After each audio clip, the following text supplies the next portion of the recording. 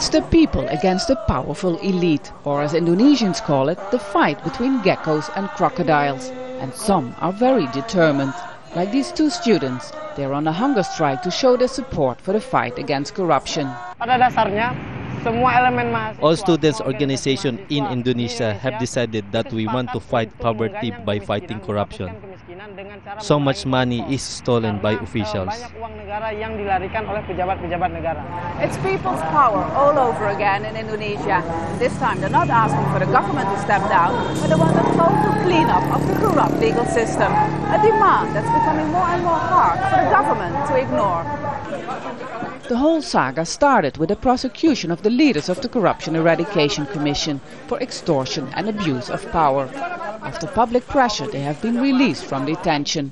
In an exclusive interview with Al Jazeera, Chandra Hamzah, the deputy of the commission, explains how he was framed. He denies ever accepting any money.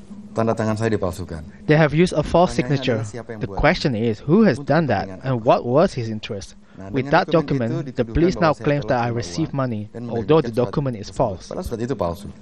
Nearly 100 people, including officials, government ministers and one of President Yudhoyono's own family, have been sent to prison after being convicted on charges laid by the Corruption Commission.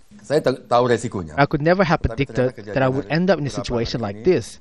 I knew the risks, but what is happening now shows that the resistance against us is even greater than I thought. An independent team formed by President Yudhoyono concluded there is not sufficient evidence to lay charges against the leaders of the Corruption Eradication Commission. Despite this, police continue to investigate the claims.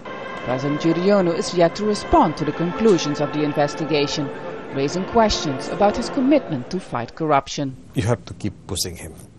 That's all, If you don't push, then, you don't get result. People are not only showing their anger on the street, they do it on the notorious dirty rivers of Jakarta. And some are even risking their lives, jumping from the city's tallest building to support the fight against corruption. Vaessen, Al Jazeera, Jakarta.